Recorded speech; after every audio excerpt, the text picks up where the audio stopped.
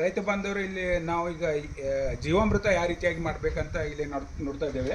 ಇದಕ್ಕೆ ಬೇಕಾಗುವಂಥ ಪದಾರ್ಥಗಳು ಅಥವಾ ಸಾಮಗ್ರಿಗಳಂದರೆ ದೇಶಿ ಆಕಳ ಸಗಣಿ 10 kg, ಆಮೇಲೆ ದೇಶಿ ಆಕಳ ಗಂಜಲು 10 ಲೀಟರ್, ಆಮೇಲೆ ಕಪ್ಪು ಬೆಲ್ಲ 2 kg, ದ್ವಿದಳ ಧಾನ್ಯಗಳ ಹಿಟ್ಟು 2 kg, ಯಾವುದೇ ದ್ವಿದಳ ಧಾನ್ಯಗಳಿರ್ಬೋದು. ಆಮೇಲೆ ಬದುವಿನ ಮಣ್ಣು 2 ಬೊಕ್ಸೆ ಅಥವಾ ಯಾವುದಾದ್ರೂ ಒಂದು ಪ್ರಾಚೀನ ಗಿಡದ ಕೆಳಗಿರುವಂತಹ ಮಣ್ಣು 2 ಬೊಕ್ಸೆ ಅಥವಾ 2 ಬೊಕ್ಸೆ ಅಷ್ಟು ಸಾಕಾಗುತ್ತೆ. ನೀರು ಒಂದು 200 ಲೀಟರ್.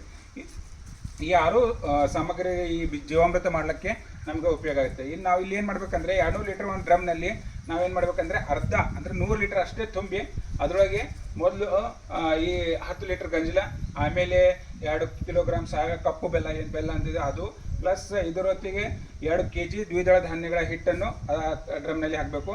ಆಮೇಲೆ 2 ಬೊಕ್ಸಿ ಏನು ನಾವು ಮಣ್ಣು ತೊಗೊಂಡಿವಲ್ಲ, ಬದುವಿನ ಮಗಲಿಕ್ಕಿರ್ಬೋದು ಅಥವಾ ಯಾವ್ದಾದ್ರು ದೊಡ್ಡ ಗಿಡದ ತೆಳಗಿರುವಂಥ 2 ಬೊಕ್ಸೆ ಮಣ್ಣು ಪ್ಲಸ್ 10 kg ಸಗಣಿ, ಇವೆಲ್ಲ ಅದ್ರೊಳಗೆ ಮಿಕ್ಸ್ ಮಾಡಿ ಆಮೇಲೆ ನಾವು ನೀರು ಹಾಕಬೇಕು. ಅಂದರೆ ಇನ್ನೊಂದು 100 ಲೀಟರ್ ನೀರು ಹಾಕಬೇಕು. ಆಮೇಲೆ ಇದಕ್ಕೇನು ಮಾಡಬೇಕಂದ್ರೆ ಪ್ರತಿದಿನ ನಾವು 3 ಬಾರಿ ಪ್ರದಕ್ಷಿಣವಾಗಿ ಅಂದರೆ ಕ್ಲಾಕ್ ವೈಸ್ ಡೈರೆಕ್ಷನ್ ಒಳಗೆ ಇದು ನಾವು ತಿರುಗಿಸ್ತಾ ಇರಬೇಕು.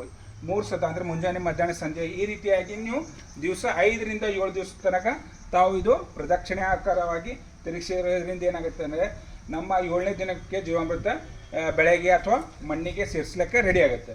ಇದು ನೀರಾವರಿ ಮುಖಾಂತರ ಏನಾದರೂ ನೀವು ಹರಿ ನೀರಿನ ಜೊತೆನೂ ಕೊಡ್ಬೋದು, ಅಥವಾ 200 ಲೀಟರ್ ಈ ಜೀವಾಮೃತ ಒಂದು ಎಕರೆಗೆ ಸಾಕಾಗುತ್ತೆ.